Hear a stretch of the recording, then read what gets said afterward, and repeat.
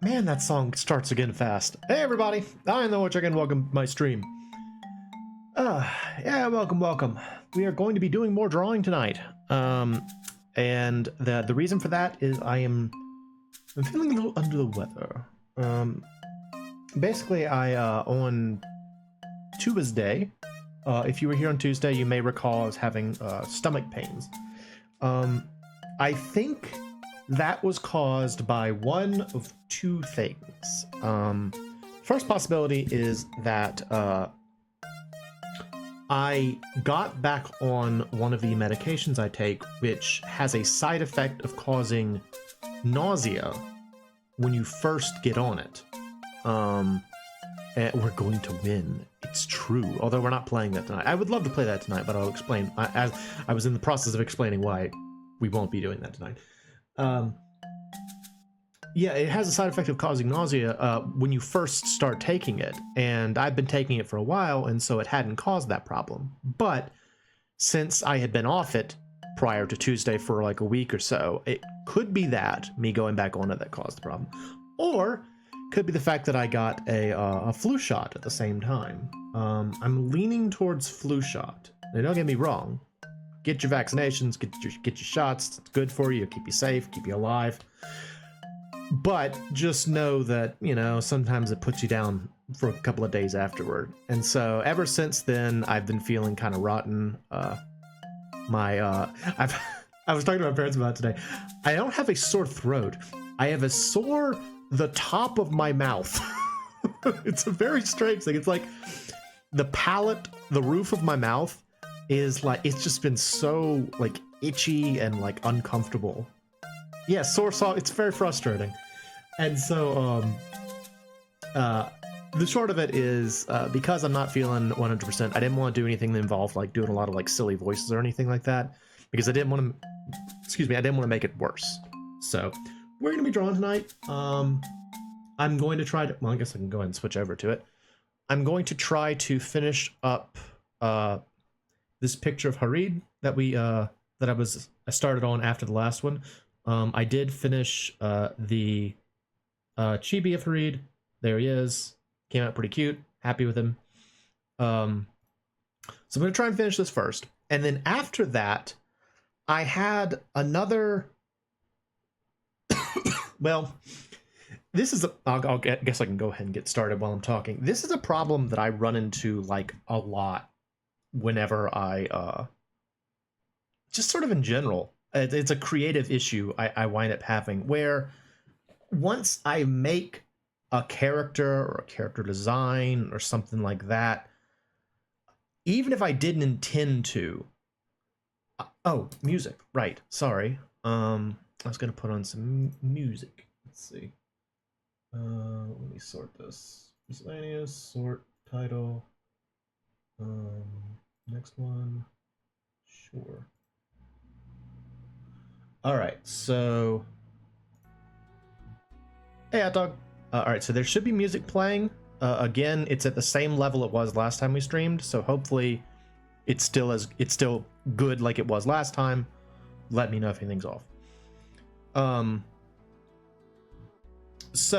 Yeah, I have this problem of like always attaching backstory or like plot or whatever to like anything I make, which always winds up taking over the effort, so to speak. Like I'll come up with, like, there was a set of characters I made a while back. Let me see if I have a picture of them on here. That were originally designed to let's see, is it somewhere in here? I may not have it in here. It's not going to be in Chromacaster. Or maybe. These are all my old things here. Yeah, I may not have it. Anyway, it was a collection of characters that I originally drew because I wanted characters that I could draw in like whatever costume I wanted, without having to attach like a whole lot of personality to them. Because like what I noticed was that I was having a situation where I would like draw sort of the character of the day of whatever RPG I was playing, which meant that I spent so much of my time just trying to like relearn new faces, new characters, etc., etc. And so I was like, okay, well, I'll just make a collection of characters of sort of different body shapes, that will just sort of play as mannequins, and I can just put them in whatever. That way I only have to like learn the new costume. I don't have to learn how to draw the character or anything like that. Well, that didn't last long. I invented them, and then I immediately like, well, I'll give them a last name. I'll give them a backstory.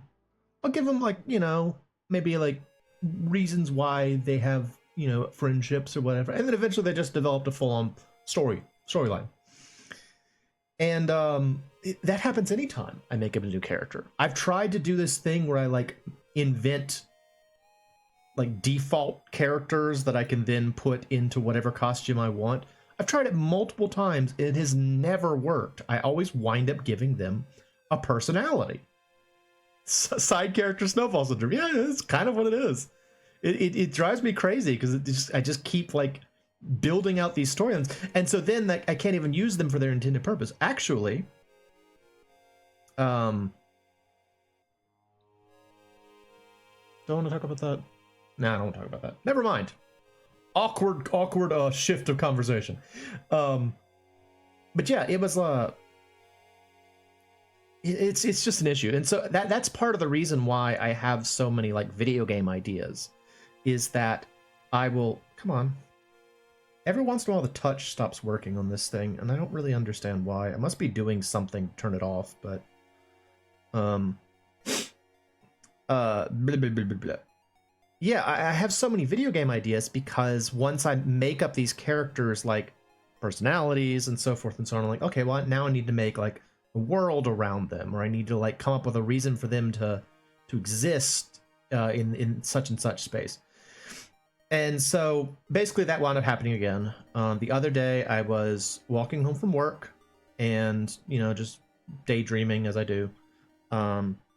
And earlier that day I had tried to design a new costume, a new mage costume using Maria as a model, as I often do. I was so enamored with it. I'm like, oh, that's really cool. And so I was thinking about it on my way home. And the costume design was supposed to be like a magic user that wasn't doing kind of like, wasn't using the standard sort of set for a magic user. You know, it wasn't like a witch, wasn't like a wizard. It didn't have like a staff. Did I make his back of his head too wide here? Hang on. That's a little strange.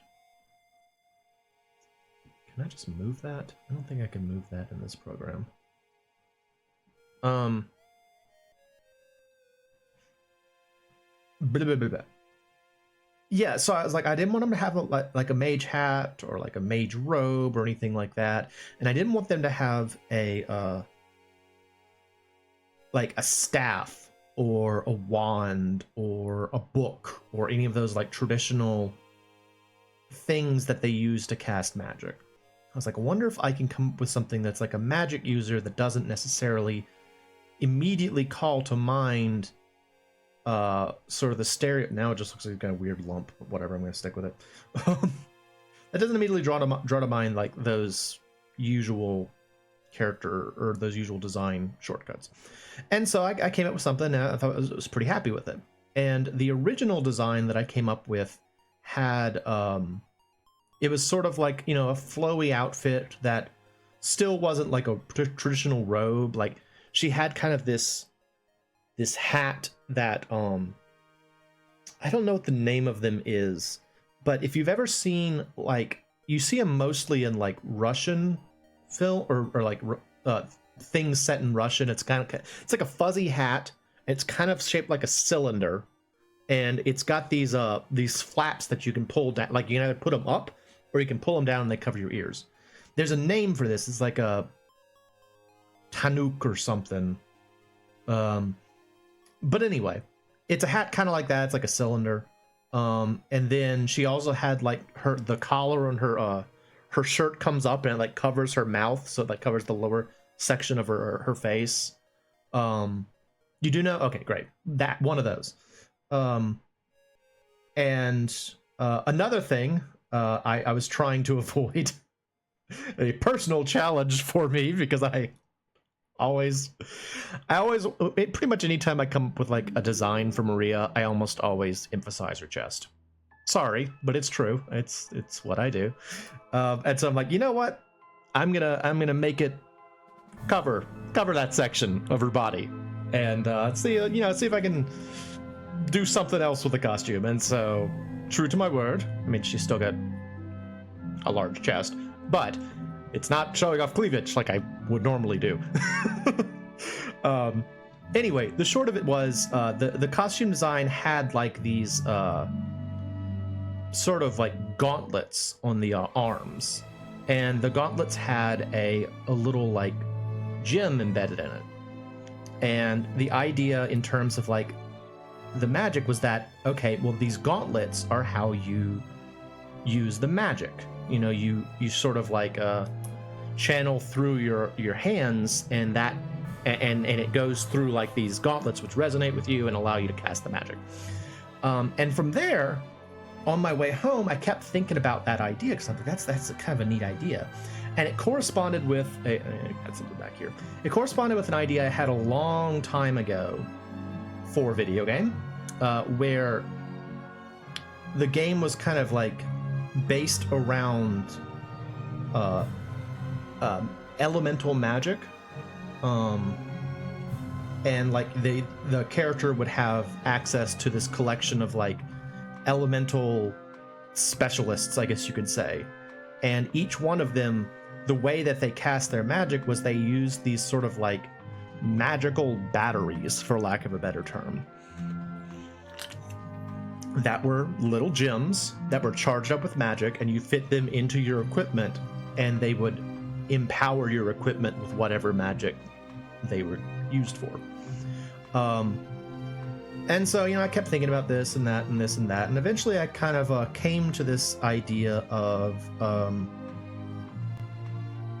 this system where the user would kind of like equip the little gems in like your gauntlets, and that was how you would decide what type of magic you use. And like it would kind of make it so that you had to choose like very specific elemental spells based on where you were going, because you only had access to 2 when you were out on adventuring.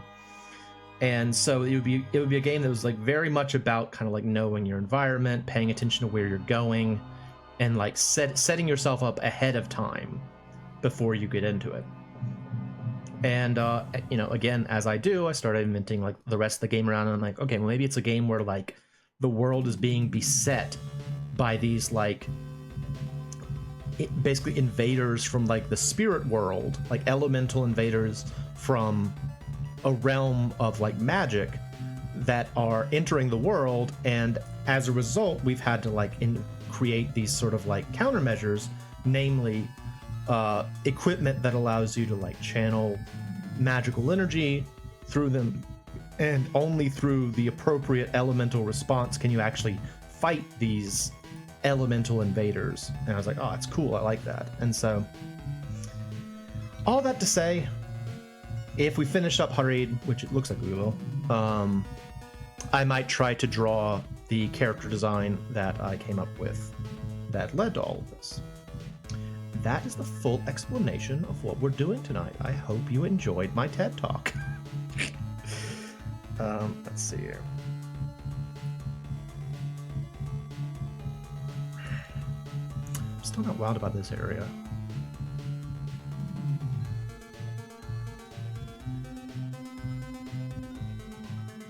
Doggone it, Dan. Dan's not even here and he's still messing me up. The heck, Dan? Freaking guy. Get out of here. Get out of here. Get out of here, Mark. Go away. Thank you. Anyway.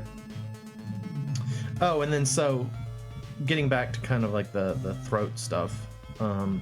Yeah, it's been kind of just. I've been the most persistent symptom I've been having from the which again I think this is from the flu shot. Have you ever, when you get like sick or something, you get this weird sensation where like a section of like your skin feels like overly sensitive to touch? Has that ever happened to you? That's what I got going on here. Is my like the upper right section of my head near my scalp has been like weirdly overly sensitive to touch since Tuesday. Really out there. It's a very strange feeling, but that's been the most like persistent ailment I've been having here. But you know, just in case. Connection dropped. Oh. Well, welcome back, Black. Sorry that happened. Why are you watching ads, Black?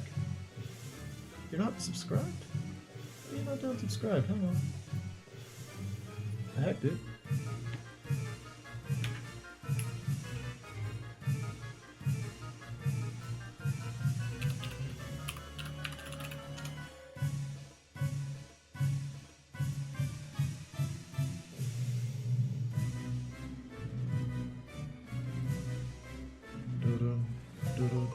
Yeah, there you go. No reason for you to watch ads, bud. Nice of you to come out here. I mean, thank you for being here. Speaking of Black, I saw that you're you made a new like donation emote earlier. Thought that was pretty funny. For those who are not in my Discord, which if you'd like to be in my Discord, just sub here.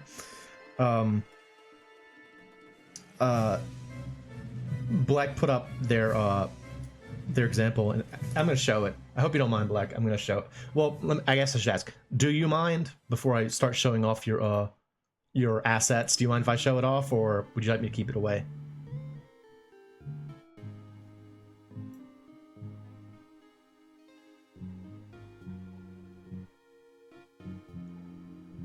Go ahead. Okay, cool. Let's see. Look at this thing. You got a can of beans. He's like, thank you for the coin. Oh. Oh. Oh. I love the can of beans. Wait, is it not showed up? Oh, I put it on the wrong screen. Doggone it. This one. There you go. Can of beans. Beans. Yay. Oh. Sugoi. It's just really funny. It's super entertaining. Anyway, yeah. So Black did that recently. Very, very entertaining, very enjoyable. I should really do more I mean, there's so many there's so many things I should do.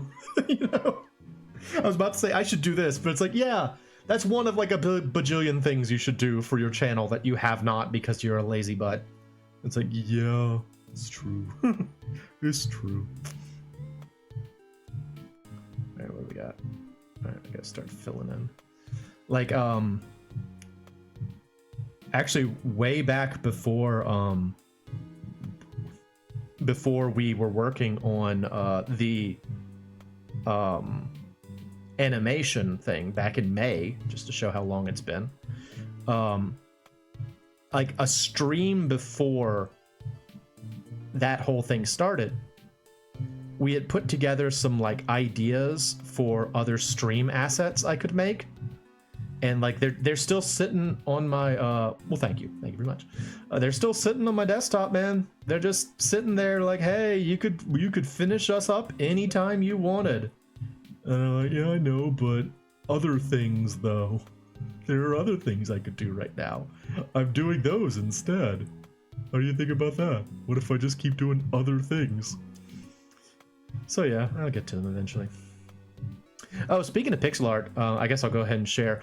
I was actually planning to make a Moe version of this guy. Where is he? Where is he? Where is he? This guy. I love this dude. Look at him dance. I was gonna make a Mo version of that, because it's just such a fun emote.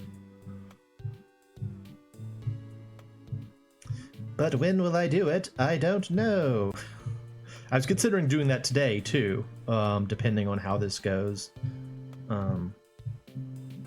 But we'll see. In other news, I am going to have a furry house guest this weekend. Good buddy of mine is going out of town this weekend with his girlfriend's family. They're going out to a beach or something. But he has a cat named Uzo. She's an adorable little long-haired gray cat. I've met her numerous times.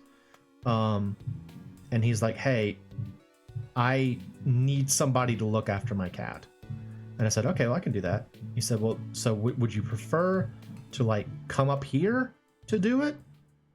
Or do you want her to come down there? And I think he just sort of assumed I would say, I'd rather you leave your cat at your house. But I was like, no, she can come down here. And so, hey, Jimmy. Yeah, so like tomorrow he's supposed to come by and bring Uzo with him.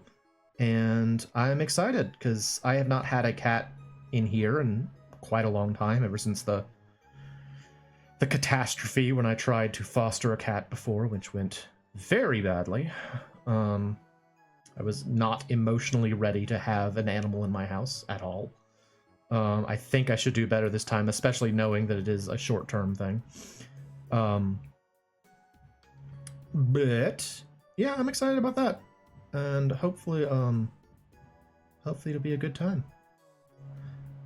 And then the other thing that might happen this weekend, and this is the reason that I'm hoping that this like what I think is the flu shot thing goes away soon, is because I want to do this. There is a convention. I think it's like an anime convention or something in my town that I found out someone on let's see, I was looking overall. Getting some definition. That's good. I don't know how I'm gonna do this because like the idea here is that it's like close shaved hair basically, and I don't know how I'm gonna represent that exactly. But yeah, there's like an anime convention-y thing, and one of the people I know from the brutal Merch curve is, I think, what I was about to say. The brutal merch curve is apparently going to have a merch table there. A person who goes by the name Silent Hill they frequently do like merch stuff at Bird of Merch curve. Yeah, that you know the one, the Bird of yeah, Leo. And they were talking about how they're going to have a stall, and I was like, and they had asked, is anybody going to show up? And at the time, I really didn't know if I was going to want to or not, so I just kind of asked them what days they'd be there, and they said I'm going to be there the entire time. So I was like, okay. And so, assuming I feel better by Saturday, I was thinking I would maybe go check it out, because that would also give the cat some time by herself and she could like explore the house and stuff like that. So might be good for both of us. I guess I could just do one of these numbers, just kind of like stipple all over the place.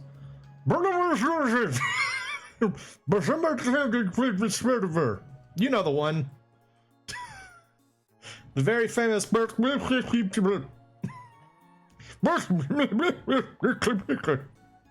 you know that YouTuber and his that's the one. The aggressive degradation of the English language. What are you saying? I'm pronouncing it wrong? It's so clear. It's the everyone knows that. Black. For the famous YouTuber.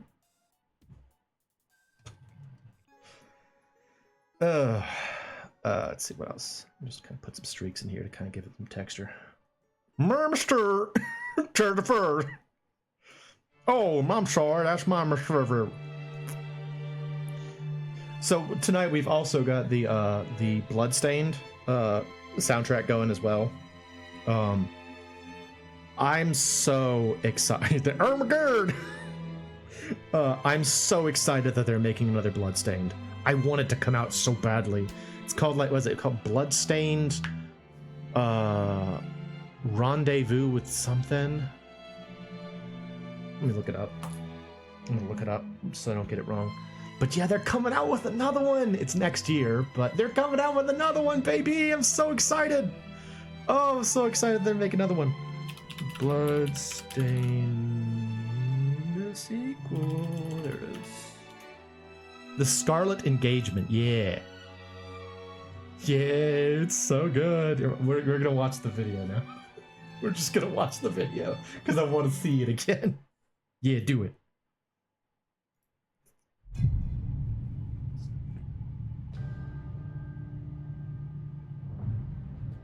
The castle has been sighted again. Dude's got a full wolf on his shoulder. Judge's orders are absolute.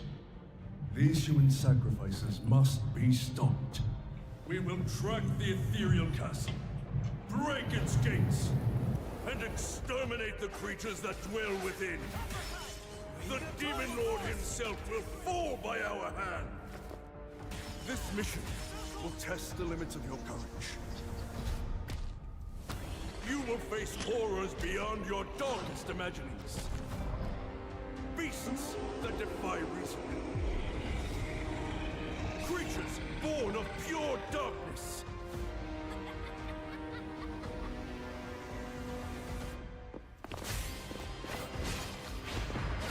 Thousand Blossom! Die on Dawn!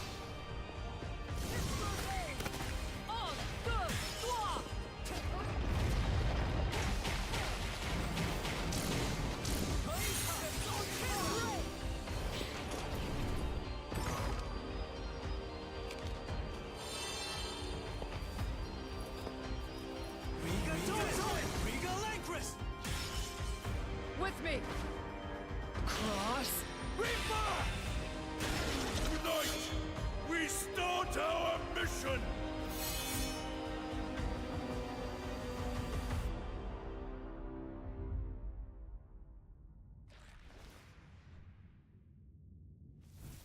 Isn't that cool looking? Oh, I'm so excited about it. Oh, it's still going. Hang on.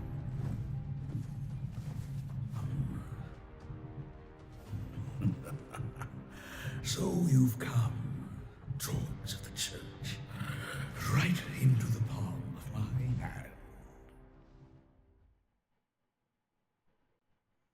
That's interesting. That character's facial structure actually looked more female to me. I'm surprised that they had a male voice. But yeah, doesn't that look cool? Oh, I'm excited about it. I want it to come out. I want it to come out so much. Mox has been playing it. Ah, excellent taste. Excellent taste. Bloodstained is not Castlevania, no. Bloodstained was made by Koji Igarashi, the famous Iga, but it is not actually anything by local co-op would be cool, or online co-op would be cool. I know it's hard, but oh, I wish they could make it work. I would love to be able to play a game like that, like a Harmony of Despair again. Oh my gosh, that'd be so good. I don't think it's ever gonna happen, but it'd be so good. But no, it is not made by Konami. It is made by it was originally a Kickstarter by Koji Igarashi. It succeeded amazingly well, and it's super good. And one of the best things about it is how they kept Inti Creates worked on. I know Inti Creates worked on Curse of the Moon. I don't actually know if they worked on the main game or not. Oh, it's Johannes's theme.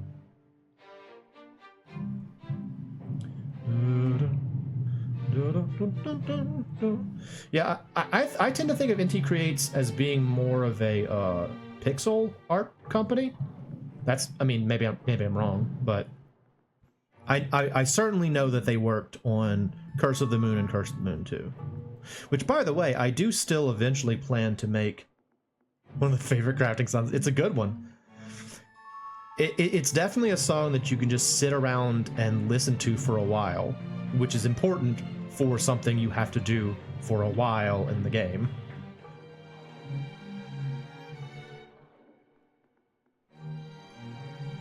What should we make that? You know, that is actually one of my biggest complaints about the voice acting in the game, is that they call him Johannes. His name is clearly Johannes. Why do they call him Johannes? It's goofy sounding every time they say it. Johannes. That's a little thing. I like that. That's something that I always get really excited about in games that have like set. Most of the people are British, but his name is Johannes. Like, it's clearly a foreign name. Or Mitra composed some music. Well, the British, yeah. I mean, it was designed to fool a lot of people, I think, Cyber. So if you thought it was Castlevania, there's a reason for that. Because it was definitely supposed to seem... Have you heard Gordon Ramsay say quesadilla? No, what does he say? Does he say quesadilla?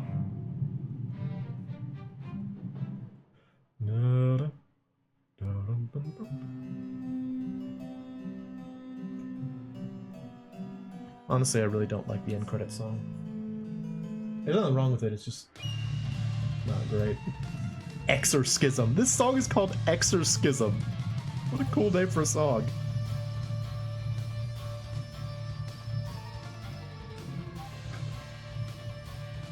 Oh, quesadiller? Yeah, probably.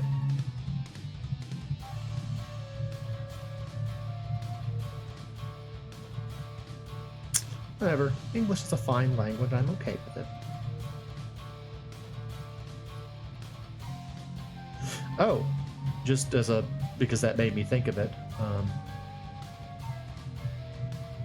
Adios?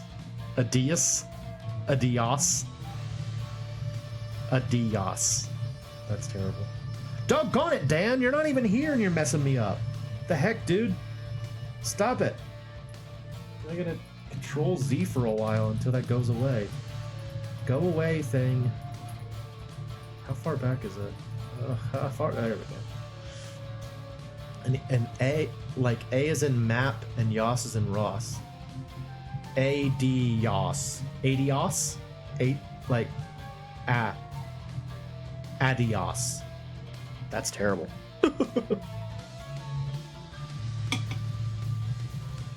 What are we talking about? I don't know, whatever. Oh, I was gonna say this. If anybody out there is a fan of the Internet Historian, which I am, and you are not aware, they have dropped their... he dropped his yearly video. Bit of a jab at him. If you're not familiar, the Internet Historian is... I believe he was originally from Australia. I think he lives in Great Britain now. But he is a YouTuber that does these, like, really, like, sort of extraordinary videos. It used to be that, like his name suggests, he would do videos about things that happened on the internet, and that was back when things were a lot shorter. But then he kind of, like, started just doing actual history. And like history of the modern era, not like ancient history for the most part. And this one was about the Ever Given and the blocked Suez Canal thing. Like, if you remember, I think, was that last year or year before? Recently, there was that time where the Suez Canal was blocked by a tanker ship getting, like, stuck in it. And I honestly didn't know, like, anything about it except that a tanker ship got stuck, or a ship got stuck in the Suez Canal. And it's very informative. It's a good video. I've watched it a couple of times now. It's long. It's like an hour and a half. But it's entertaining throughout. So, little shout out to him. He doesn't need my help. But if you like Internet Historian and you missed it, got a new video out there. Dan. The sad thing is I noticed them too late. I always notice these things too late. Also, I love the song that's playing right now. The Diankert Cathedral song. I have no idea how that area is supposed to be pronounced in the actual game. It's like D-I with a little swoosh over it, A-N-C-E-C-H-T with like a little slash over it. Cathedral. It looks Gaelic, I'm assuming. Yeah, right? It's like 10 strokes later, I'm like, oh no. Dan was here. The Phantom Stroker's here, not even here. And I'm still getting Phantom Stroked. So it's really dirty.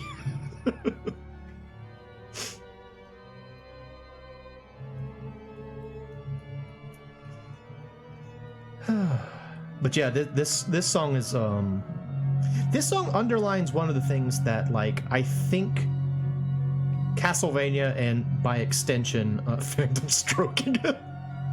Yeah, that's what's it happened again. More Phantom Stroking. Phantom Stroking at the strip club. Get out of here. Get out of here, other one. There we go. Something that I think Castlevania and by extension Bloodstained does really well, that I think a lot of imitators don't get, is the concept of like elegance in horror. This idea of like, when will the government stop your sinful stroking, Dan? Not even here. Hey, Darkman. Yeah, like, so there was a game that I kickstarted, or I was part of the Kickstarter for, that I originally kickstarted because it was just after Bloodstained had come out. I was still really riding the high of how like awesome Bloodstained was, and I was like, I want to support more games. I want to find more games that, you know, I agree with the concept of, and then I found one that was like, it claimed to be a gothic pixel-based Metro, stroking it to the east, stroking it to the west. It was like, it's a pixel-based gothic Metroidvania. And I was like, oh, except for their use of that portmanteau, I think this is exactly what I was looking for. And so, you know, I supported it without a second thought. And it was so like Chunibyo is the best way I can describe it. Like, it just gave that vibe of a little kid trying to sound adult and dark. And I haven't played it. I should say that too. I only played the demo and I was unimpressed. So even though I've got a full version of the game, I haven't played it yet. Maybe we should sometime. I don't know. But I was so like disappointed with the tone of the game, where they were trying to like make it sound really like, we're gothic and hardcore, and there's blood everywhere, and it's like the dark side of the church. There are these people that are claiming that they're purging the world of evil, but in reality they're the evil themselves, and blah blah blah. And I was just like, I don't want this. This isn't what I wanted. And so that's what I was trying to get at with Castlevania, is that like Castlevania has always been a game about monsters and vampires, and it's always had blood in it, but it's presented in a way that doesn't, it's not like, you can immediately tell the difference between whether or not it's in like that's the national, yeah. It's presented in a way that's like elegant. It's not like, it's not just grotesque for the sake of being grotesque. It's elegant. That's the best way I can put it. And I think that that's valuable. It's got that visual K. I don't know what visual K is. It's not a phrase I'm familiar with.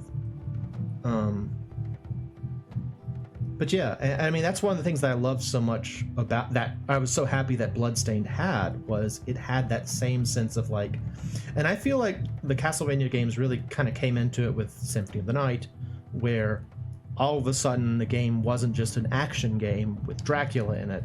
It was like, it was something else. It was this something more elegant, more glamorous, more interesting than its peers. So, and I would say that the Dian Hecht Cathedral song makes me think of that idea of like, this is elegant in a very impressive way. Kind of rambled about that too long, I'm sorry, but it was what came to mind. I do love Bloodstained stuff. And actually, speaking again, continuing to gush over Bloodstained, one of the coolest things about it was how they added so much to that. Like, they could have stopped at any time. Like, the initial game they made was already great. Like, the game that you got when they finished it, after the initial patch that fixed the game, really good, super duper good. They didn't need to keep making more and more content, but they just kept adding more and more content, and it was awesome. So yeah, Bloodstained definitely convinced me that, you know, doing Kickstarters, doing support for games that you have faith in is worth it. The problem is that sometimes you wind up with situations where it's not quite what you were hoping for.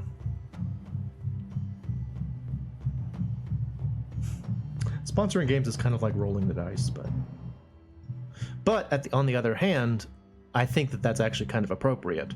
That, you know, when you go to sponsor a game, you don't have necessarily a right to tell them exactly what they should do with your money. That's how we get in the situation now, where like game designers are afraid to do anything that's not safe. You know, it's like people should be allowed to create based on their desires, even if it kind of comes out as a stinker. It's still more valuable than just cookie cutter nonsense. So I'm rambling. I'm sorry. How y'all doing tonight? Having a good Thursday? Anything cool going on? Anybody got anything cool going on out there? Are you going to yet another arcade, Cyber?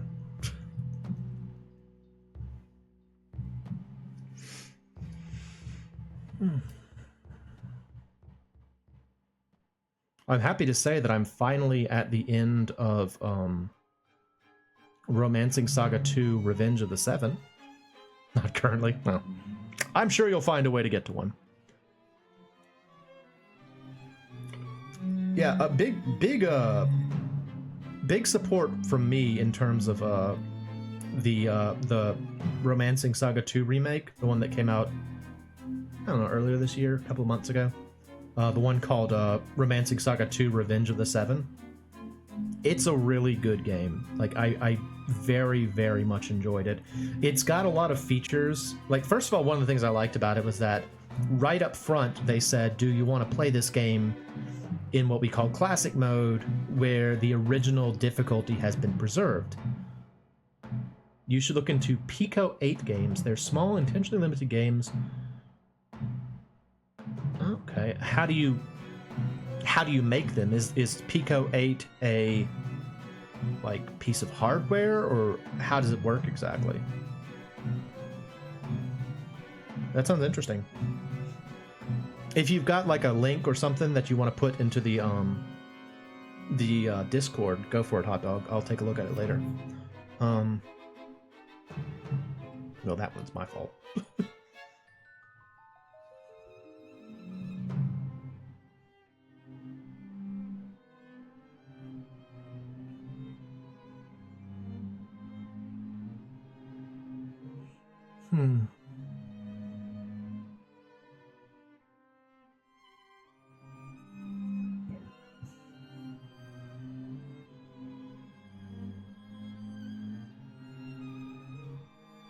It's as good as I can do, I guess.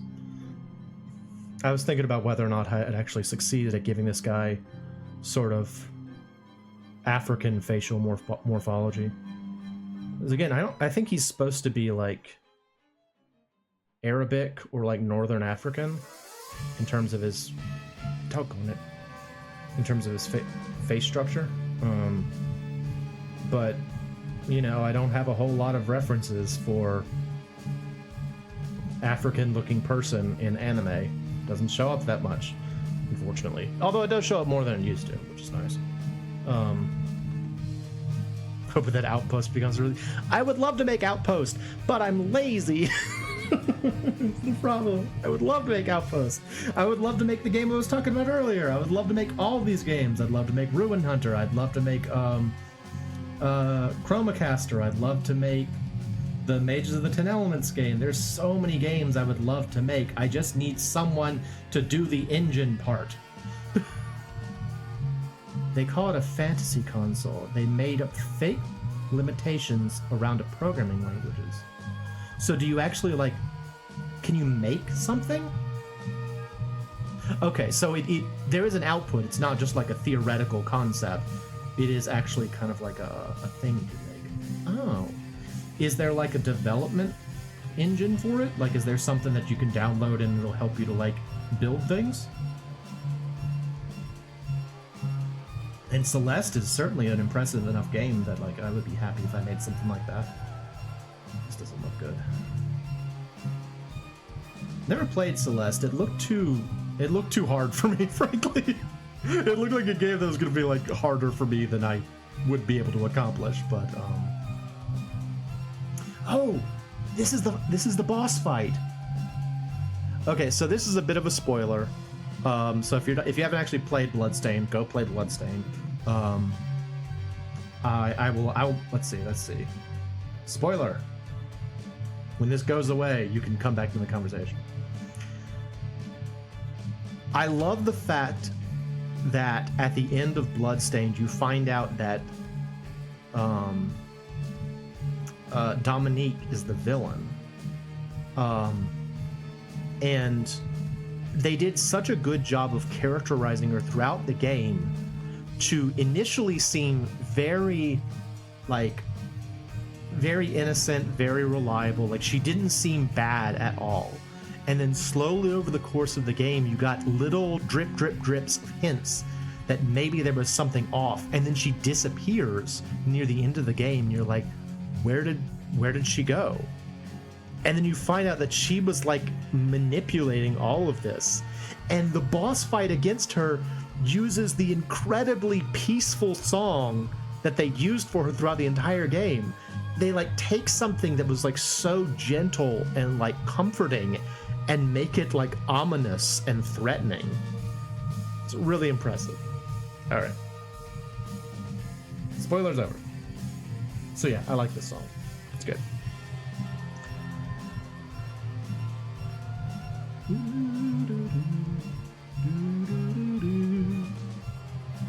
I really like Dominique too. I think she is one of the more entertaining characters. Honestly, I would say of the characters in Bloodstained, probably my least favorite is what's his face? Zangetsu. I just never really took to him. Like, I get the vibe they're trying to go for is like grizzled veteran kind of character, but I don't know, I just didn't like him very much. I like that David Hayter did his voice. He did a great job, but no, actually, let me take that back. My least favorite character is probably OD, the character that was like the stand-in for Alucard. Just really not a very well realized character. You know, they just didn't really do very much with him. It's like, hey, look, it's Alucard's voice.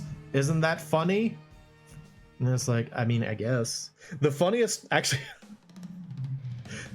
the best thing about OD's character in Bloodstained is there's a point late in the game where if you have done the right set of circumstances, you can actually fight him. There's like a boss fight where you can fight OD. And what's funny is you don't kill him. And so if you go back to the library, he's still there, and you can have the awkward post "I beat the crap out of you" conversation. And he's got like a silly mask on, and Miriam's like, "Oh gee, why are you wearing a silly mask?" And he's like, "I can't let you see my face. I'm ashamed of myself."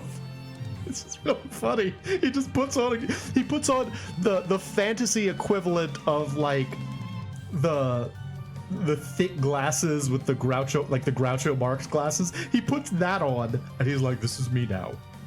Do you want to borrow a book?" It's so funny. It's such a goofy decision to just make him look slightly sillier when you beat him. Oh, I love that game though. It's so fun. Such a fun game. Did I mention the thought about Romancing Saga 2? I don't think I did. It's really good. One of my favorite things about it right up front is that they let you decide like if you want to play using like modern convenience or not. For all that, honestly, having played a little bit of the original, they're still kind of giving you modern convenience even if you ask for it, even if you don't ask for it. But it's still cool that they offer that. It's one of those games where you can instantly switch between the original soundtrack and the remastered soundtrack, which is nice. It's one of the most important things about it from a Saga perspective. Like, I've talked to y'all before about how Saga games can be a bit obtuse in terms of figuring out where you're supposed to go or what you're supposed to do next. They do a good job of leading you to places where things will happen. They don't tell you what will happen, but they're like, hey, they put like a little question mark in places where like this person, like someone in this town, if you go to this town, will have something to talk to you about. Why don't you try going there if you don't have anything better to do? And as a result of that, I've actually hit just about every plot event in the game, which is exciting for me because, you know, it's hard to get all of the content out of a Saga game in one playthrough because they're always so obtuse. So it's pretty cool that I got to see like a lot of stuff in it. But yeah, I'd recommend it. I'd almost recommend it as a good place to try out Saga games if you're like interested in seeing what they're like, but you're not sure which one to start with. I don't know, maybe Revenge of the Seven. I mean, it's great. From what I understand, it's one of the most famous ones in Japan. Like, I think it's the favorite in Japan for a lot of fans. And I get it. It's super good. But I have been playing it obsessively for like a month or so now, so I'm kind of glad that I'm almost done with it. I will be happy to be able to do other things. For all that, I think probably what I will do as soon as I finish it is go try and play Saga Frontier again. So it's not like I will be escaping from the Saga series, but at least I will be done with Romancing Saga 2.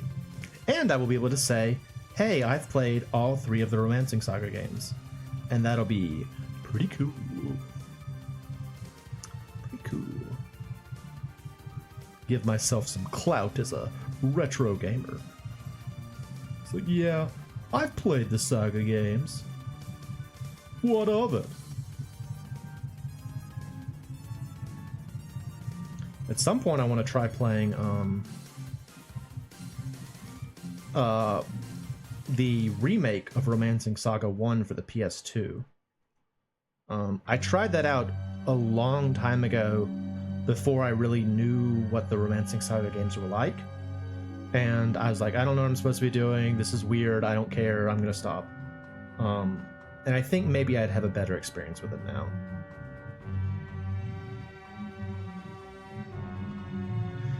And then, of course, at some point, I'd like to get back to playing RS3 for y'all, but when that's going to happen, I don't know. We're already kind of stalling out a little bit on Front Mission 3, admittedly. I think all of that, those couple of streams where it was just talking, kind of did wear me down a little bit. I feel like I lost my my drive a little bit on Front Mission 3. I'm gonna finish it. We're still gonna get through it, but when, I don't know.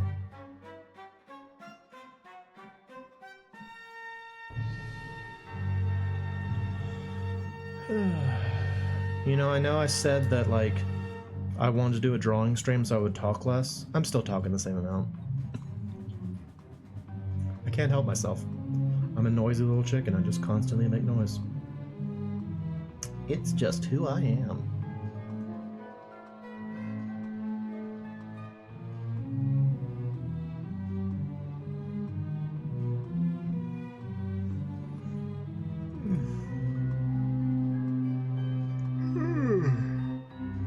What is this? This is Alfred's theme, I think. This is also one that I'm not wild about. Yeah, it's Alfred's theme. There we go, that's good. That'll work just fine. Just fine.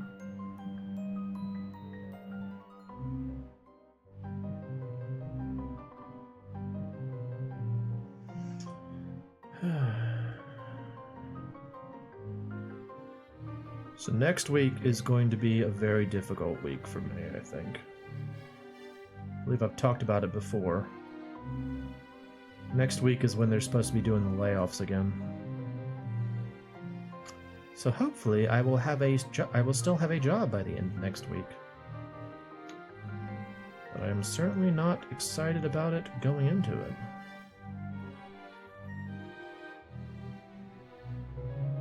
Did I already tell y'all about the Thanos snap analogy that I made about that? Basically the idea being that, like, this... I appreciate it. I mean, hopefully it will be okay. I really do hope it will be alright. I want to keep doing the work I'm doing. It's fun, like, it's enjoyable, it's impactful, it's been very successful for both my company and the people we work for, but what I was going to say is that, like, in much the same way that when Thanos did his snap in the Marvel movie, and, you know, like, just arbitrarily half the people disappeared, that's sort of how this feels, is that, like, this is going to happen, and some people are just going to kind of fade away. You know? They're just going to disappear, and it's not going to be because they necessarily didn't, like, it's not a situation where I can be like, well, I always do good work and I'm well positioned in terms of, like, my coverage and stuff, so I should be fine. No, they said it's like, it's like they were intentionally kind of cagey about the criteria for how they're going to remove people, and so it does just very much feel like, well, on Monday Thanos is just going to snap and half the jobs will disappear. It's not actually half the jobs, it's 600 people, which is no small amount, but it's not half the people that work in my workplace. It's just like, man, can't I just keep doing good work? Whatever. Y'all don't need to worry about that, but just know that it is forefront in my mind.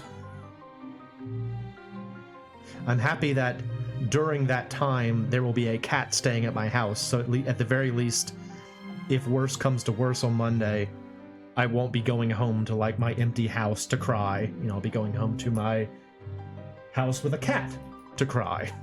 So, hooray! Alright, I think I'll say he's done. Hurried. He's got a little bit of, like, African face morphology, but I don't know, I just don't really know how to do it. Like, I tried to give him, like, kind of a more solid lower lip, and I made his nose different from the noses on the Caucasian-looking characters, but I don't really know that it works, but whatever. I did my best. Hopefully no one is bad.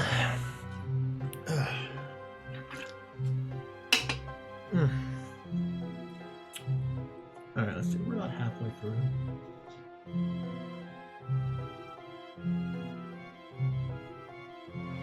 Alright, question. Question for the audience. Would you rather watch me do the sketching I was talking about before with that kind of, like, elemental boxer character? Or would you rather me work on sprite animation? Which would be more interesting to you? Because I mentioned it earlier, I was thinking about making a MoeChicken version of of this dude. So would you rather see that like sprite work, or would you rather see more drawing? Vote now. I will drink my drink. Listen to Chasm. Chasm has an excellent soundtrack as well. Sprite work as you vote? Okay. Anybody else?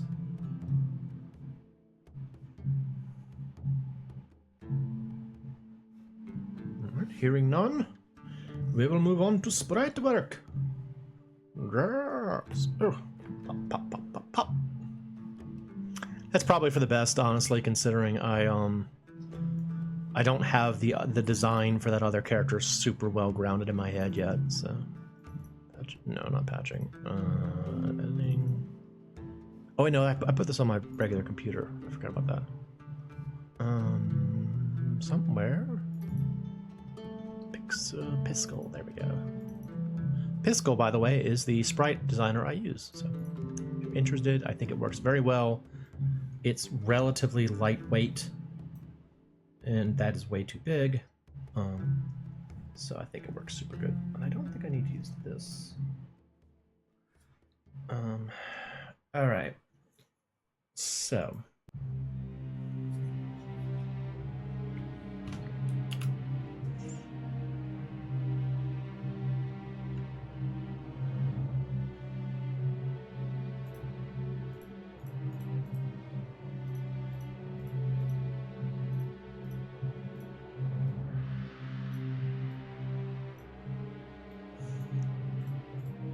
Everyone's like, oh, Mo, we don't want to see your crappy art some more. Go do sprite work, it's more tolerable. 7-Ups?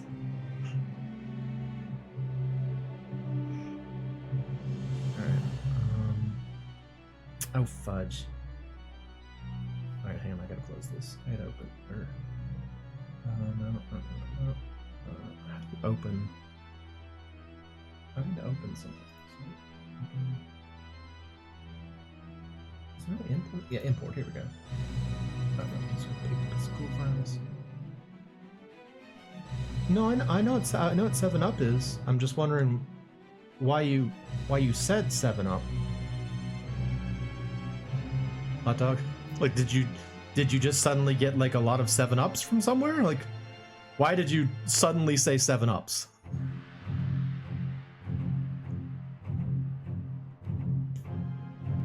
Oh, I got it. I'm sorry. I'm very slow. Yes, got it. Got it. Absolutely get it. Okay. Sorry about that. I was really not picking up on it. Sorry, bud. Jen knows that. I actually like 7-Up more than Sprite.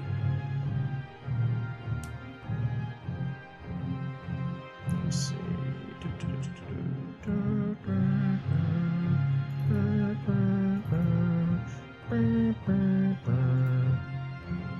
Is that not where I put him?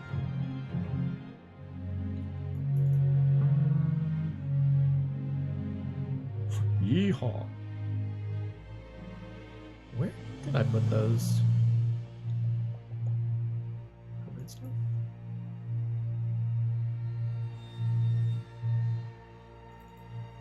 No? Now I'm just digging around my folder thingies. Where the heck did I put those?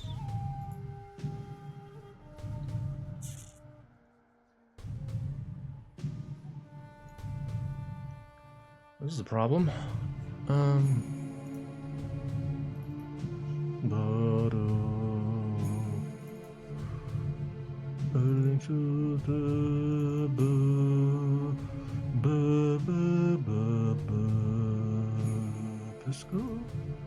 Let's go.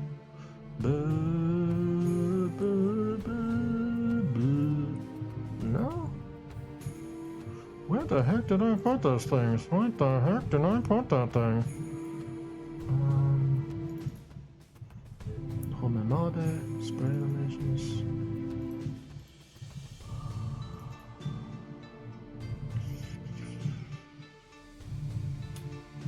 I'm sorry. Like, what I'm trying to do is I'm trying to find the sprite work that I did for the other ones so I can get the colors right, but I am not finding it anywhere. Animation.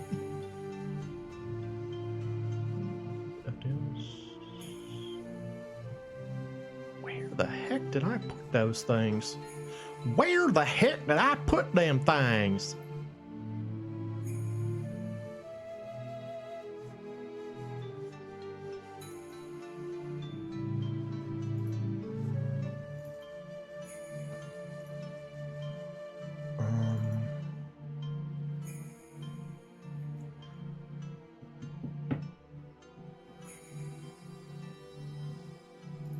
Well, this is embarrassing.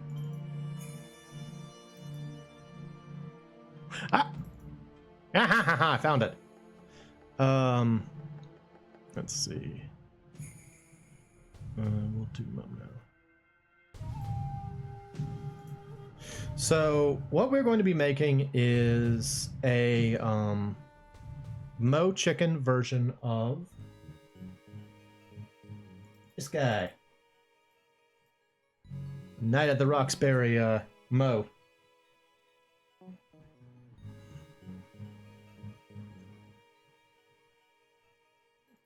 Get here. Get here, freaking thing. Get here. Get out of here. We just need the colors. Just need the colors. Alright, stop that, please.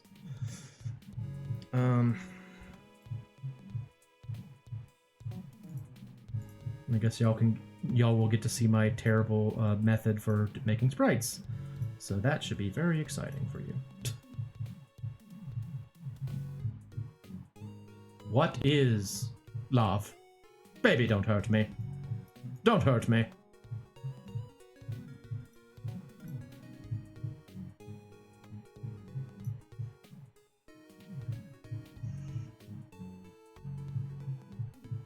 Baby, don't hurt me no more. Baby, don't hurt me no more. Oh, we're getting back into that, are we?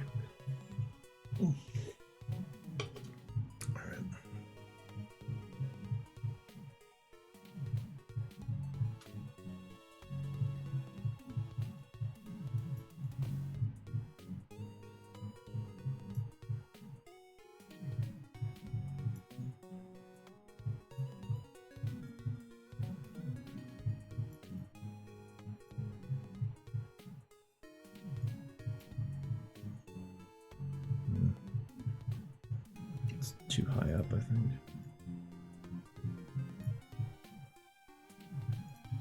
So you gotta be able to see the cone. Cookies! Aw, get me some. I want cookies. I should make cookies. I love cookies, man. No. Cookie! Alright, so...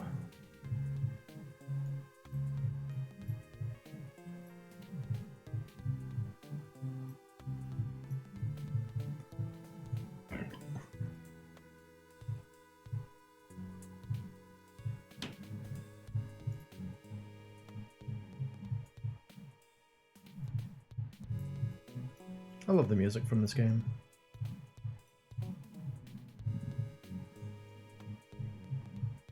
This is from that game, you know, like the game is called YU-NO, you know, that I played like a little bit of a long time ago. Soundtrack is just like really chill and cool.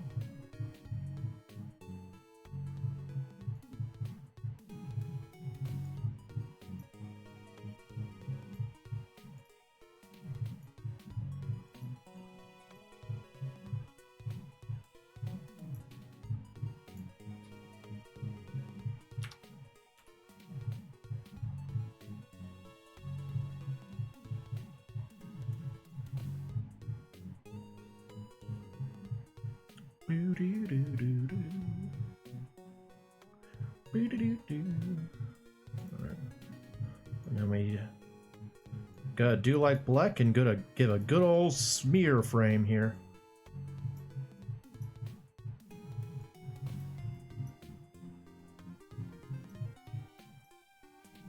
Black is a master of the smear frames.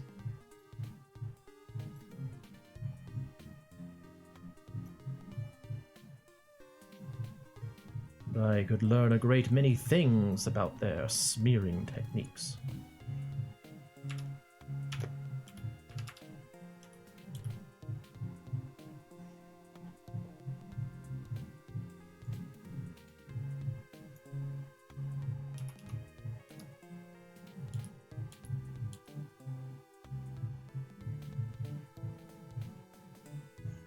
So I gotta add some frames in here in between.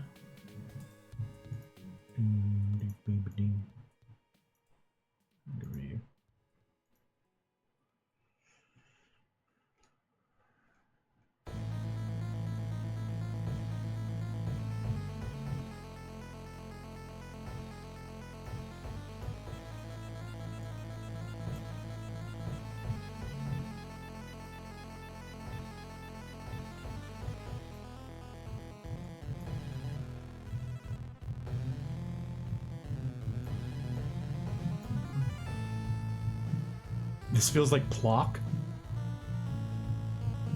The music feels like Plock, or like watching me do sprites feels like Plock. That's interesting.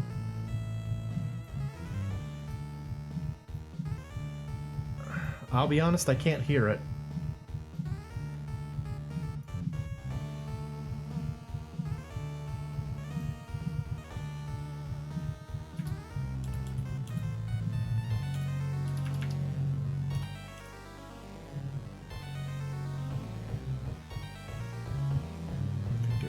Oh, no, not that.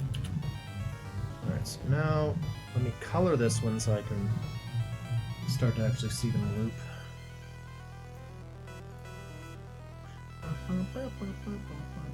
Turn off onion skin.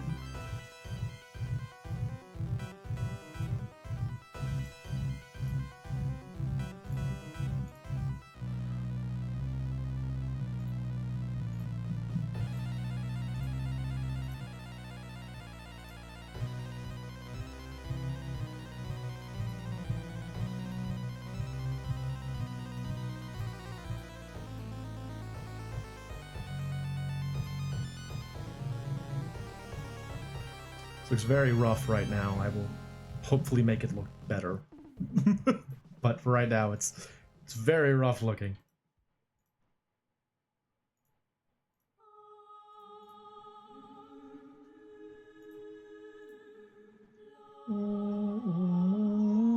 This definitely sounds like Plock, right?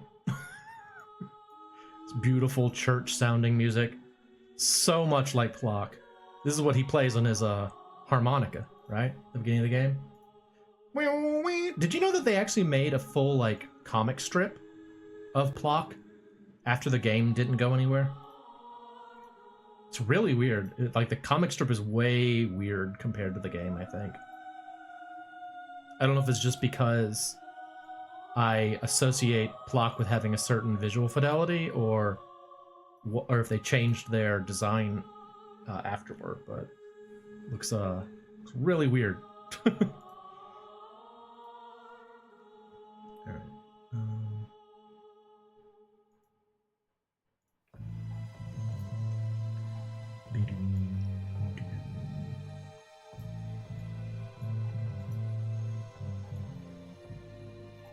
Nope.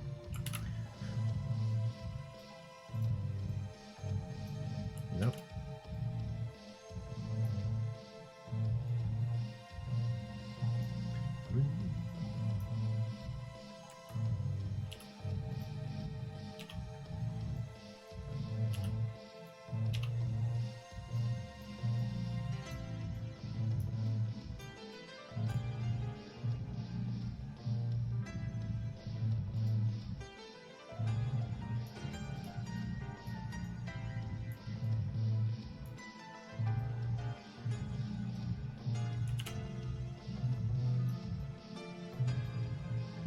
was speaking earlier about situations in games where like a certain song or something like that really made me kind of like change my perspective on the game, or be like, oh wow, this is a cooler game than I thought it was. This is a good example of one. This is the underground caverns in Symphony of the Night, and like when I first heard this, I was like, oh wow, this is a really like cool sounding song that I wasn't expecting in a cat, because like Symphony of the Night was the first of the exploration Castlevania games that I played, and I didn't really know what to expect going into it. A friend of mine just suggested, hey, why don't we play through Symphony of the Night together? And I was like, yeah, sure, that sounds good. And I'd heard of Symphony of the Night, but I didn't know anything about it.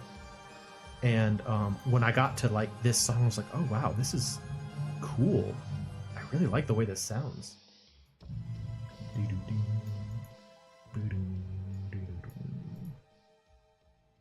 I love Symphony of the Night, though. That's a fun game. Definitely the kind of game that I wish like there was more of, in terms of like I wish there was another PlayStation era Symphony of the Night game. You know? But there wasn't. I don't know.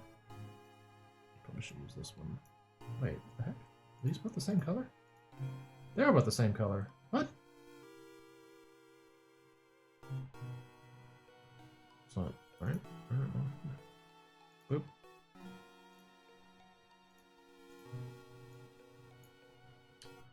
The heck, man?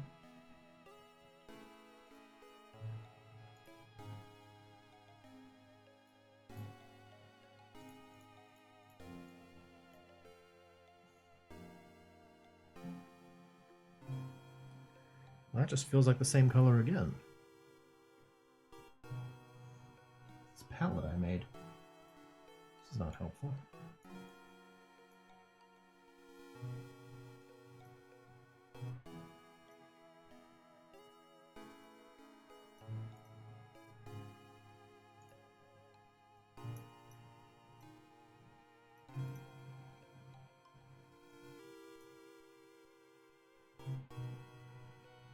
This lump is weird. I'm gonna get rid of this. Like I originally added that in kind of like Black's character's big shoulder pads, but it doesn't really work with me. Just make it a regular chicken shoulder. Chicken shoulder.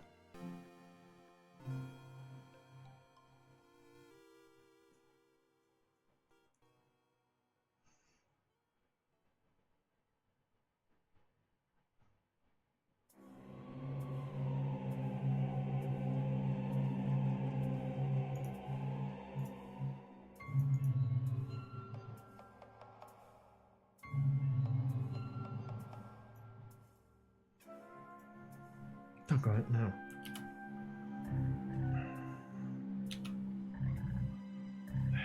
Messed it up. Messed it up. Okay. That, yes. This. Lighter. Oh wait, now. Darker. Yes. This. Okay, there we go.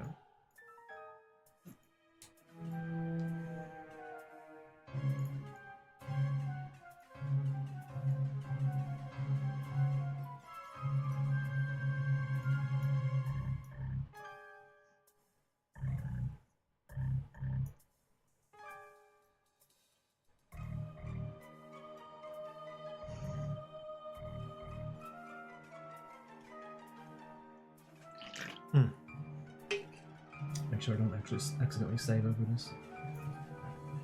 No.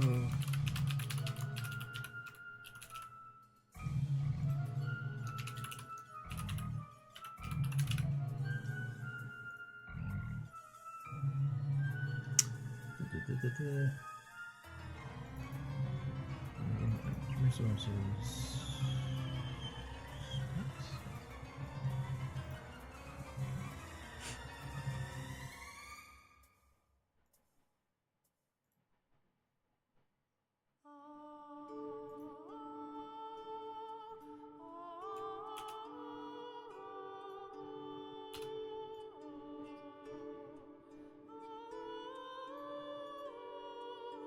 Oh. This way.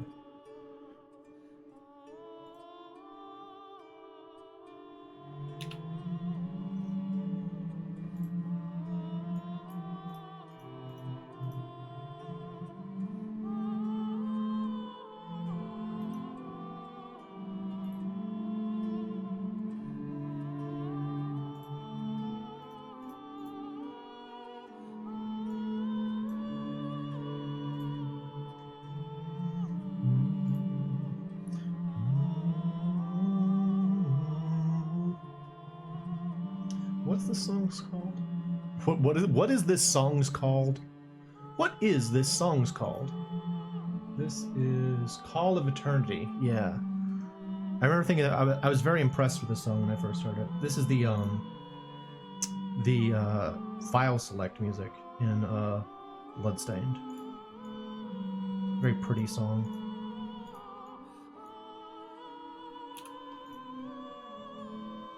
Clearly supposed to be a reference to the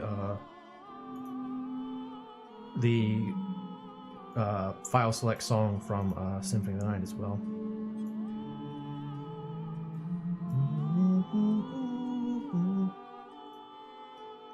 Once again, very elegant, graceful. I'd say my only real complaint about this song is that the I don't know if it is or not, and it would be a shame if it's not, considering what I'm about to say. But the singing voice sounds very artificial. Like it does have kind of like a Vocaloid vibe to it. You know, it doesn't really sound like an actual person singing. But still very nice. The effect is solid. So.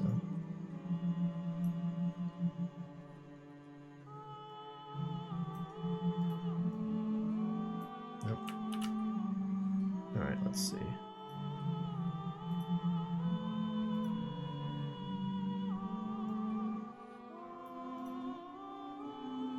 Oh, so we were talking before about a potential MoeCon in Cyber. You suggested a location somewhere in Ohio, I think is what you said. And it sounded kind of cool. I'm not gonna lie.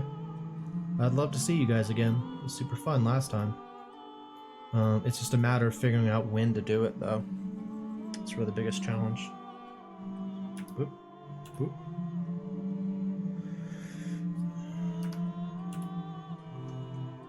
If you want to get me to go anywhere, just tell me that there's like an arcade there, and I'm like, ooh, I like arcades. I want to go. So it's not very hard to lure me to my doom. Because presumably it will be to my doom. I can only assume that you, my dear watchers, have only the worst of intentions for me.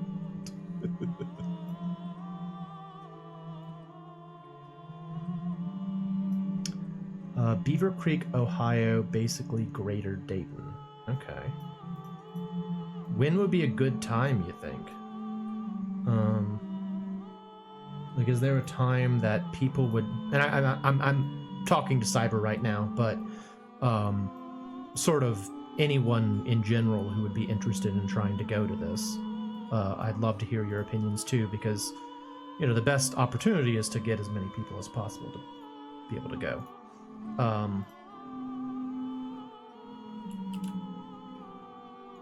I'm not putting anything in stone or anything like that. I'm just saying that, like, this is something that I wouldn't mind doing again. Last time we went to the pinball not the pinball museum, but what was that place called? It was like a pinball arcade. It was really cool. We got to play all kinds of old pinball games. Arcade Legacy, yes, thank you. It was a super good time. I really enjoyed it. So I'd love to do something like that again. I just need to know when people would be down with it. Huh?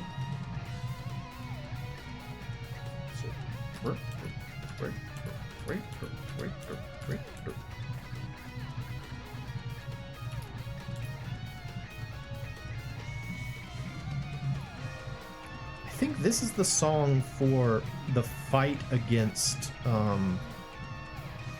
what's his face? Jeeble. Jeeble? Jable?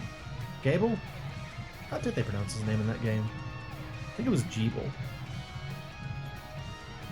Schedule is open. Hot Dog and Eden were the others who showed interest. Okay. Well, then let me just put out a notice to both Hot Dog and Eden.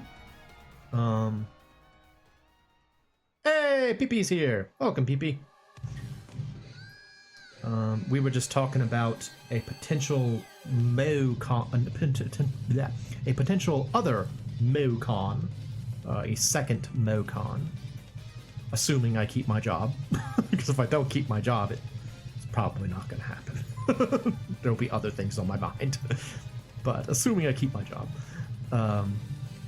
yeah, we're thinking about going to Beaver Creek, Ohio, which is a place that has an arcade and like a cool mall and a place like I think you said there was like a Pokemon something there. I don't know, it just sounded fun and nerdy. Beaver Creek. Immature, PP. My mind went there too. Very immature. Huh? Huh? Huh? Huh? Nutter Center is in Beaver Creek.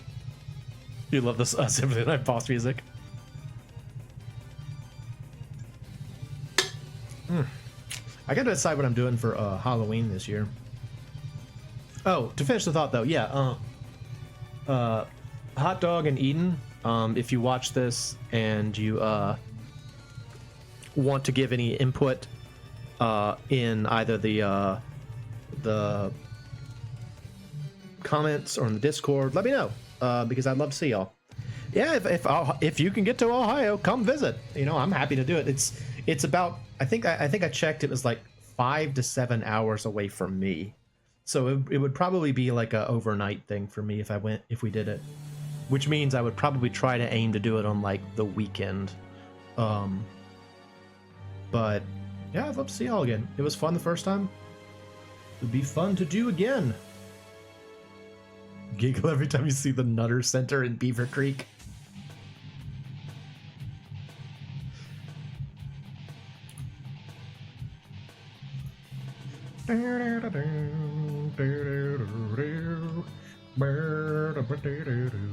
Yeah, their hotel's somewhere in the mall, which is very helpful too.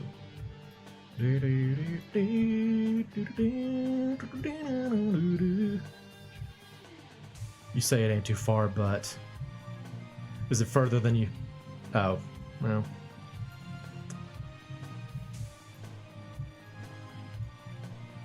That is the problem, is that, like, you know, I mean, it's just the problem of having friends that are in different locations, like all over the country, which has become very much more common nowadays. Is you're just sort of like, well, I don't know how to get us all together. My poor sister keeps running into problems with that because I've got family that lives in Germany. One of my two sisters lives in Germany, and so like we can't easily have like family get-togethers. We're spread out like all over the place. And my big sister, or my oldest sister, both my sisters are big sisters, but my oldest sister, she really wants to get everybody together, so we can have like family reunions and stuff, but like it's just not feasible, man. It's not feasible for money reasons. It's not feasible for like just general reasonability reasons. It's kind of a shame, but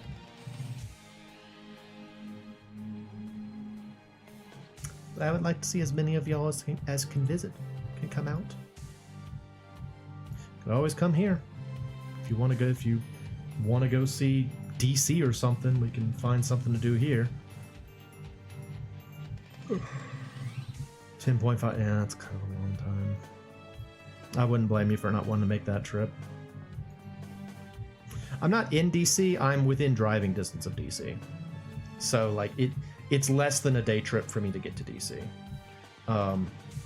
but I'm not actually in DC, the city. Just near it.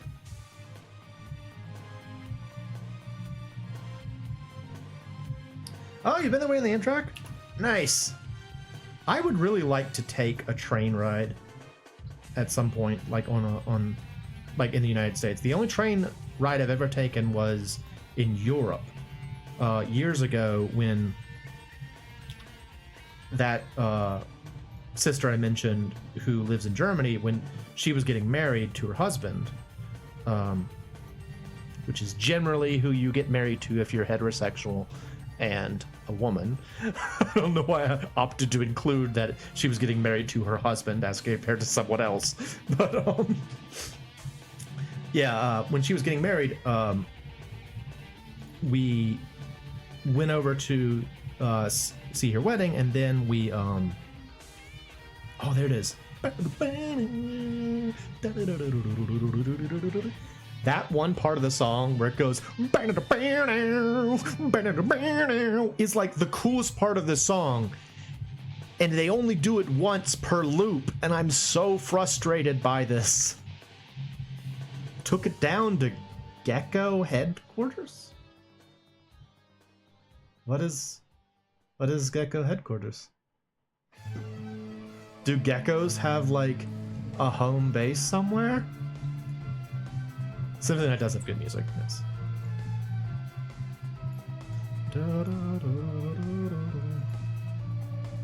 Gecko Insurance. Geico? Does Geico have a home base? I feel like I'm not. If you're making like a joke, I'm missing it. Sorry.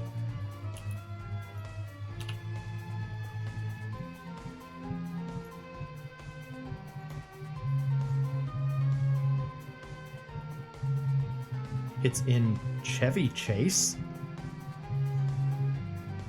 I'm so confused by all of this, PP. There's a place called Chevy Chase that's connected to Amtrak, and I gotta take the Union Station, take the red line. I'm so confused. Okay, so PP got on the Amtrak, drove to Chevy Chase, the actor, and then got Geico insurance with Chevy Chase? What are we talking about? I'm so confused. Friendship Station? Oh my goodness. I'm sure what you're saying makes sense, but heck if I understand what it is. Chevy Chase is a place? I only know the actor. It's a place? Well, you know more than I did.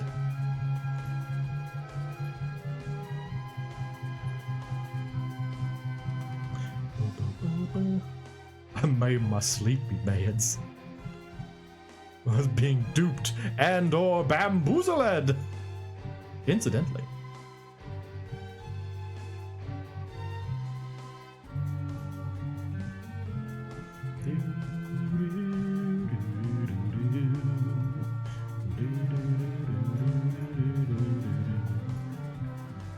We were talking about MoeCon while you were gone, Black. We're thinking about having another one of those in yeah, I'm trying my best to match yours as well as I can. I doubt my smear will be as good as yours are, but I will do my best. Yeah, we're thinking about doing another one of those in Beaver Creek, Ohio, but we just don't know like when or what people will be available or any of that sort of thing.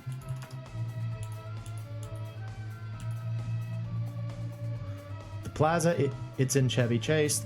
Gecko lives there with the caveman. They stopped the caveman because everyone thought the ads were calling them dumb. Oh, okay.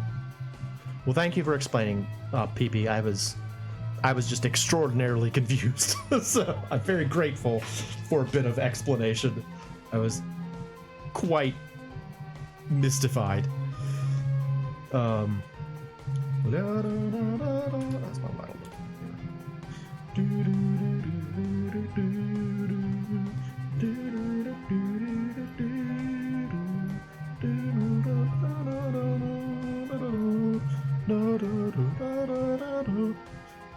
Duke steals molasses at noon. Wink. I love those, like, I love jokes about, like, those old code words and stuff. Super funny.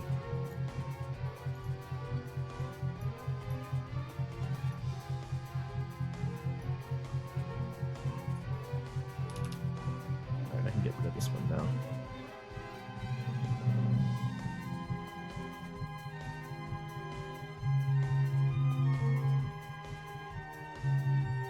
Well, kind of doing it. Oh, y'all can't actually see the preview window. Bring it over a little bit here. That's kind of where we're at right now.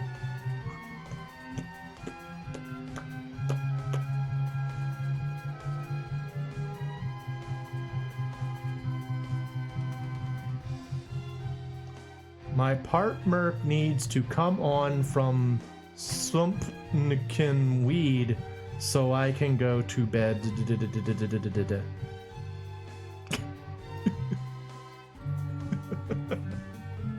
I can decode it, but it's very funny to just read it as it is. Smoking that wheat.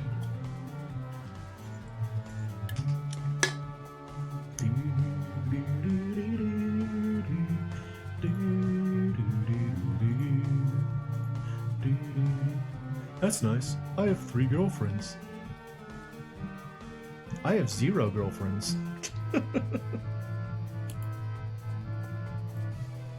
And they all smoke weed. They're all super cool, and you wouldn't know them because they're from another town.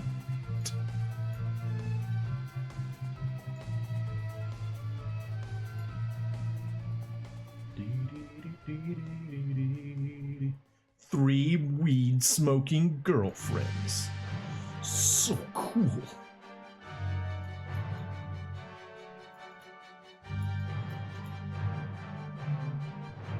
Threed.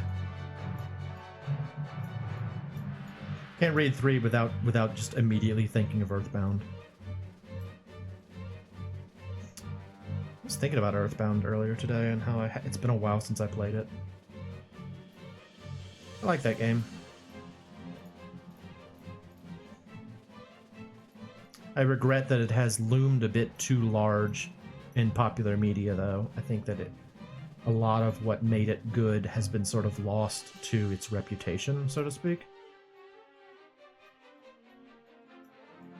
I feel like the same sort of thing happened with Undertale. Love Earthbound. It's fun. It's a good game. It's like, as compared to the rest of the games in its own series, it's just a good time. It's not like depressing or anything. It's just sort of like, hey, this game's just fun. Isn't that a neat idea? I have never played Undertale, but I've watched enough Let's Plays of it that I'm pretty familiar with it.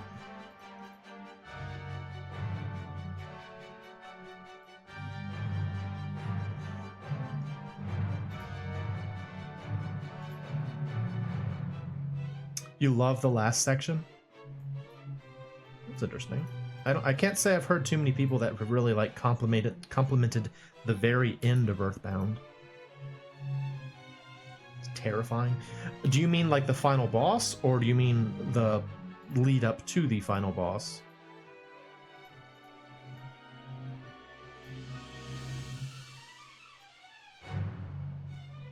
Both?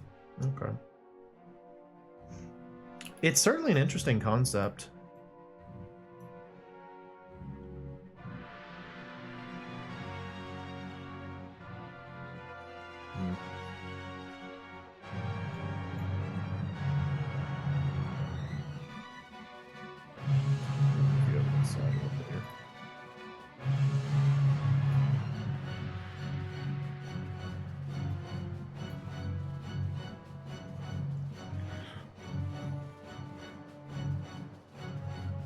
The thing about the game you respect is its range in emotional and environmental expression. I can see that.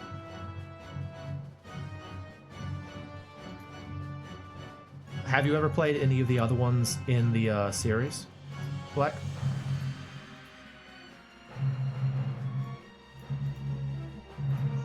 I would say that if you really liked that idea, you might very much enjoy Mother 3. Because I think with Mother 3 in particular, they tried to go for a lot more diversity of emotional responses.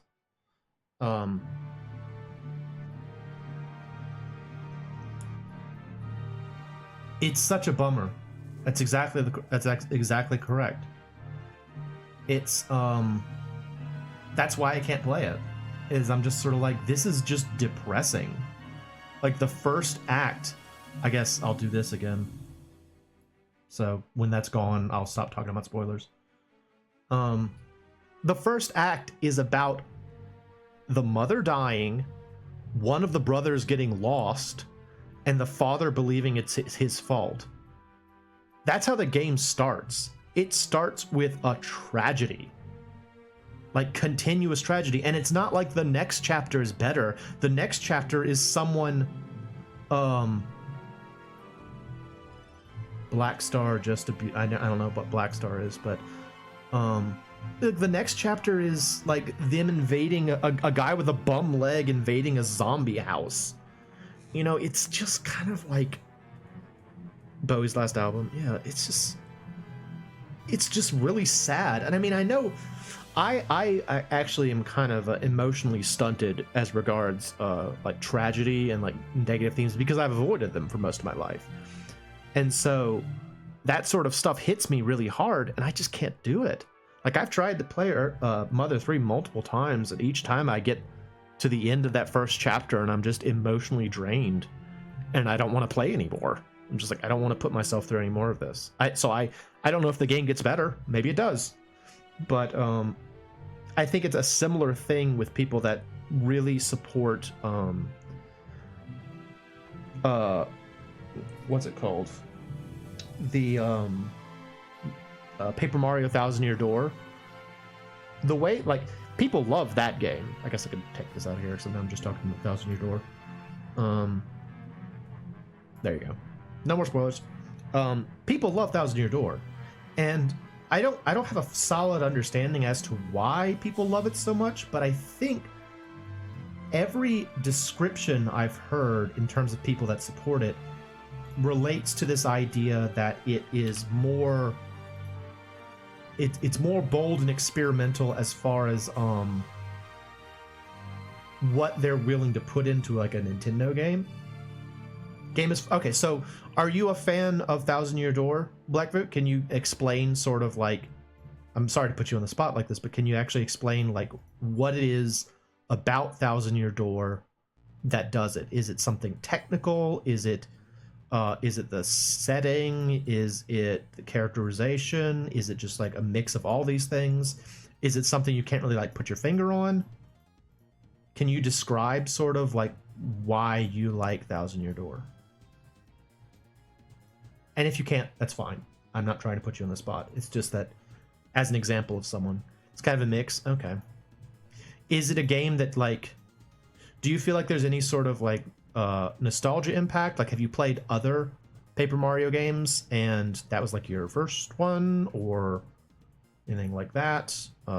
Or is it really just that like even compared to others in its series, even compared to other games, you feel like it's got something better? It's a banquet of an RPG. Okay. The aesthetic, the terrain manipulation, the combat, the quirky writing. Okay. So yeah, it is just a lot of positives. And would you say that you feel like Paper Mario has never come close to that since? Like, it's the only one that really accomplished that? That's interesting.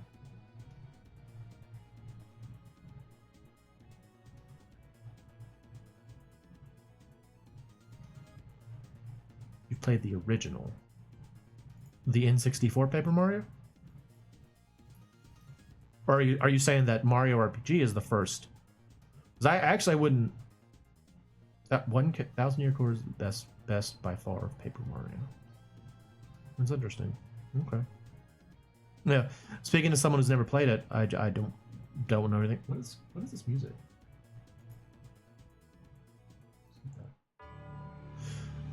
Well,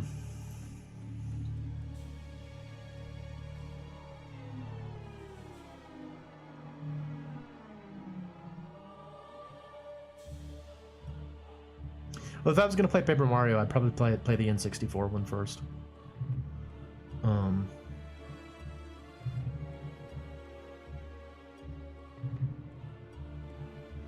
I need to add like some extra ones.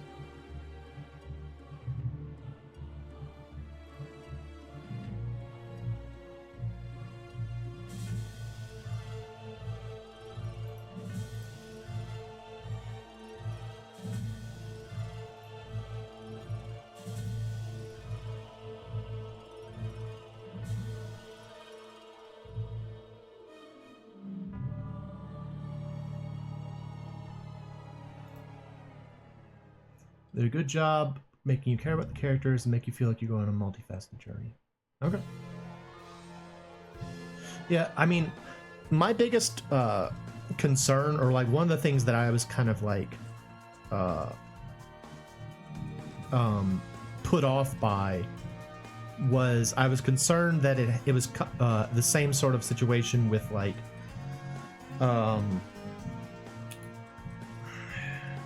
Majora's Mask, where people would just hold it up as it's the dark one, so it's better. And I feel like that's a very unhelpful argument. But it sounds like that is not necessarily the case for your appreciation, at least. Is that there's more to it than that. It's just that it's the one that has the most emotional range, it has the most gripping narrative and storyline, which are the same thing. So, good to know. Different angles of that journey through different perspectives.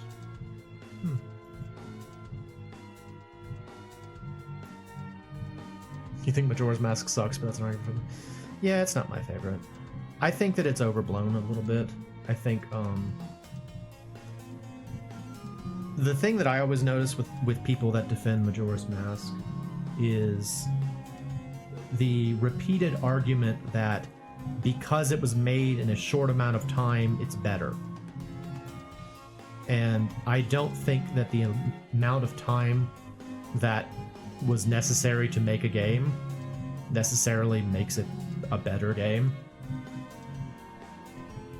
Funny thing is that I feel like the reason 1000 Year Door works is the same reason Majora's Mask works, which is the moments of space, levity, and curiosity among the darkness that makes it compelling. Okay.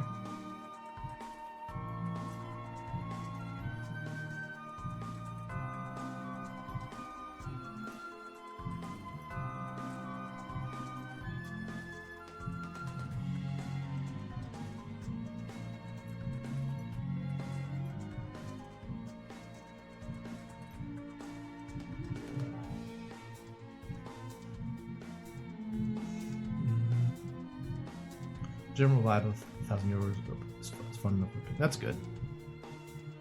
That sort of thing is important for me. I don't really like heavy games very much.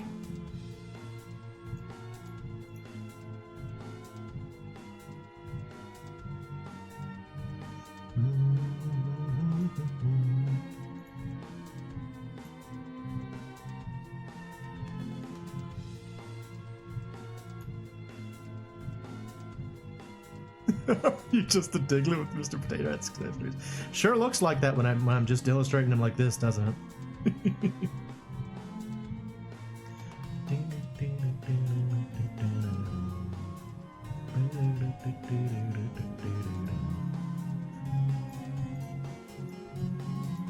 Diglett dig, Diglett dig, Diglett dig, Diglett dig. It's the entertainment you shut up for. Diglett dig, Diglett dig. Please subscribe. Diglett dig, Diglett dig.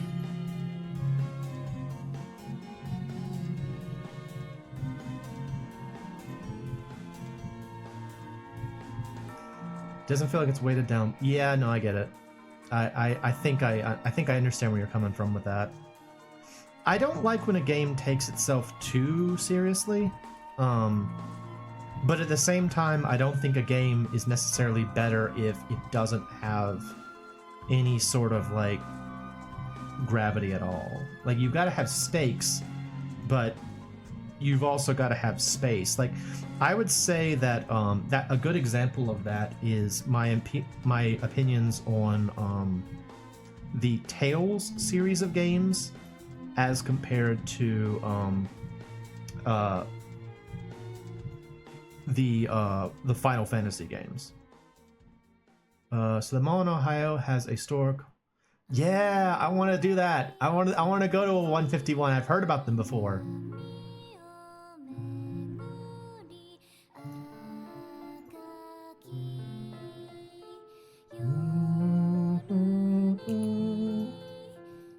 Side note, this is speaking again briefly of Bloodstained since the music's playing. This was like one of my favorite things that I found just kind of by accident in Bloodstained. So in Bloodstained, there's a place where you can find a piano. There's a piano in the garden area, and you know, there's no explanation for it. It's just a piano. But since in the game I knew you could sit down in chairs, I decided, hey, I wonder if I can sit down at the piano. Not only could you sit down at the piano, but immediately Miriam started playing the main theme of the game on the piano, and it's a really well done sequence. So later on, when I came back with the fairy character that you can get as a familiar, they added in a little reference to the Sega Saturn version of Castlevania Symphony of the Night, the one where you can have the fairy sing to you. That song we just heard is sung as vocal accompaniment to Miriam playing the piano. And the game doesn't tell you any of this is going to happen. It's just if you think to sit down at the piano when you have the fairy out, she'll sing to you. And that version was the Japanese version, but there's an English version too if you have it set to English. It's just such a, man, what a cool little thing to add in there. Really, really interesting.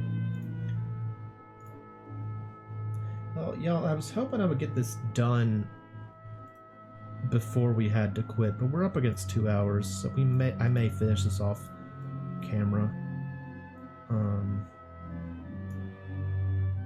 But I have had fun. I hope y'all enjoyed watching me do some more art tonight. We will be back to playing video games at some point, no worries. I do still want to finish Front Mission 3. I want to finish Saga, all that. It's still gonna happen. But I just needed to rest my voice a little bit, make sure I didn't make things any worse. Yep. Alright, well, bye y'all. I hope you, thank you all for coming out. Thank you for watching me draw. And I am the MoeChicken. This has been me, Night at the Rocks Burying, and thanks for stopping by.